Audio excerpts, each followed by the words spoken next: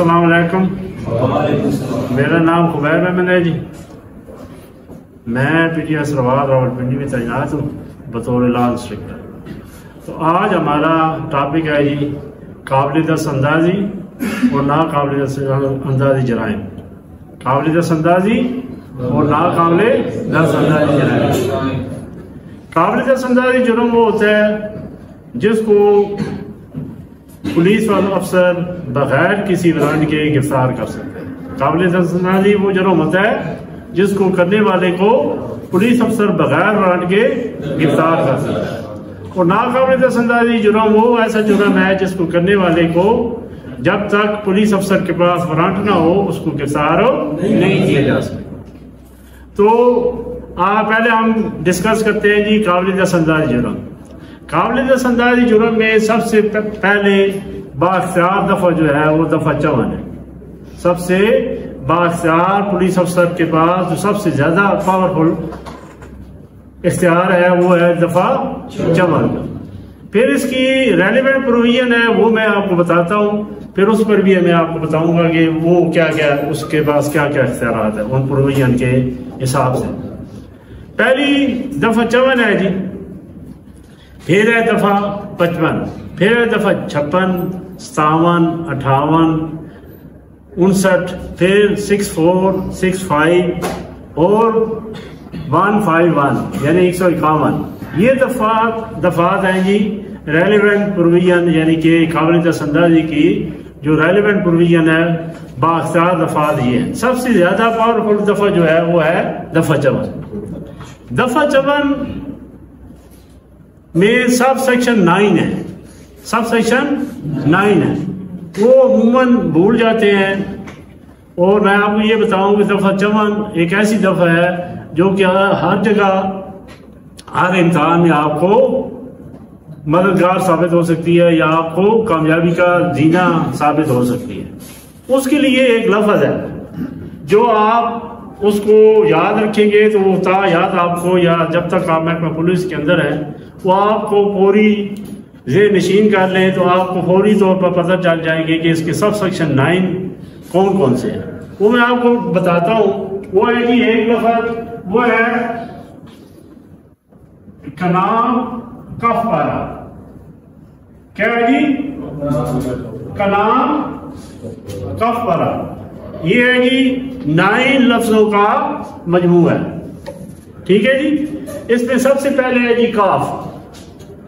काफ से आप ये ले सकते हैं कि अगर किसी पुलिस अफसर को मोतबर जरिए से इतला मिले या शिकायत हो कि इस शख्स ने जुर्म काबिल दस्तअंदाजी किया है या इरादा रखता है तो उस शख्स को दफा 54 के तहत आप गिरफ्तार कर सकते हैं। फिर है कि इसी तरह नून से मुराद नकब जनी है। कोई शख्स जिसके पास आला नकब जनी हो और जायज उज़र पूछने पर वो ना बता सके या उसके बारे में ना बता सके कि इस वजह से मेरे पास ये नकब जनी के हालात हैं तो उस शख्स को भी बगैर ब्रांड के दफा 54 के तहत वो गिरफ्तार कर सकता है। इसी तरह ही अलिफ से मुराद है इश्तिहारी। अगर कोई भी शख्स किसी भी जुर्म में इश्तिहारी करार दिया गया हो तो उसको दफा 54 के तहत गिरफ्तार किया जा सकता है। इसी तरह जी माल मसरूका। माल मसरूका से मुराद चोरी का माल है। जिस शख्स के पास किसी की शिकायत पर या उसके कब्जे में माल मसरूका चोरी का माल हो तो इतला पर या मुतबर इतला पर या शिकायत पर ऐसे शख्स को गिरफ्तार किया जा सकता है जो कि माल मसरूका रखता हो। ठीक है जी। फिर है जी काफ। काफ से मुराद ये है कि अगर किसी भी शख्स को पुलिस अफसर से अगर कोई शख्स किसी पुलिस अफसर से मुज़ाहमत करता है और वो अपने पुलिस अफसर अपने फराइज मनसिब सर इंजाम दे रहा है तो उसको मुज़ाहमत करने वाले शख्स को क्या किया जा सकता है? दफा 54 के तहत तो गिरफ्तार किया जा सकता है। सबसे पहले उसकी गिरफ्तारी आप दफा 54 के तहत डालेंगे। इसी तरह की फौजी भगोड़ा। अगर किसी अफवाज पाकिस्तान में वो शख्स मुलाजिम था, वहां से भाग आया, तो ऐसे शख्स को दफा 54 के तहत उसकी फौज शिकायत करती है या उसके पीछे से कोई शिकायत मौसूल होती है मुतल्लिका थाने में, तो ऐसे फौजी को गिरफ्तार किया जा सकता है। इसी तरह ही एक ऐसा शख्स जो कि पाकिस्तान से बाहर जुर्म करता है और वो जुर्म ऐसा है कि जो कि अगर पाकिस्तान में भी किया जाए तो वो वकूफ पजीर हो सकता, वो जुर्म करता है अगर पाकिस्तान के अंदर भी, तो उसकी भी वो काबिल सजा है, तो ऐसे शख्स को भी दफा 54 के तहत गिरफ्तार किया जा सकता है। इसी तरह ही रहाईशुदा कैदी, एक शख्स जिसको किसी जुर्म में कैद हुआ है, वो कैद काट कर आ जाता है। कैद भी ये है जी 565 ज़िम्मन 3 के तहत उसको गिरफ्तार किया जाएगा दफा 54 के तहत। वो क्या है जी, एक कैदी सजा काट के आता है वापस और वो अपनी सुकूनत वहां से तब्दील कर लेता है, जिस सुकूनत या पत्ता का वो जिस पत्ते पर रहता था, वो जुर्म करने के बाद उस पत्ते पर उसे सजा हुई तो वो अपना पत्ता तब्दील कर लेता है बगैर किसी मुतल्लिका थाने को बताए। तो उसको भी अगर कहीं भी वो चला जाता है तो उसको उस मुतल्लिका थाने के पुलिस अफसर दफा 54 के तहत तो गिरफ्तार कर सकते हैं। इसी तरह जी हे से हदायत याफ्ता, अगर किसी भी दूसरे अफसर के सीनियर अफसर हो, उस अफसर को हदायत देता है कि फलां शख्स को गिरफ्तार करो, तो उसको भी गिरफ्तार हो वो दफा 54 के तहत गिरफ्तार किया जा सकता है। इसी तरह मैंने आपको बताया कि रेलेवेंट जो प्रोविजन है वो है जी दफा 55, 56, 7, वो उसी में आपकी तफसील बताता हूँ। उसमें 55 ये है जी कि अगर किसी भी थाने के हदूद के अंदर कोई आवारा गर्द है, डाकू है, वो उसकी नीयत किसी जुर्म करने की है, वो अपनी मौजूदगी छुपा रहा है या जो छुपाने की कोशिश करता है, तो उसको दफा 54 के तहत गिरफ्तार किया जा सकता है।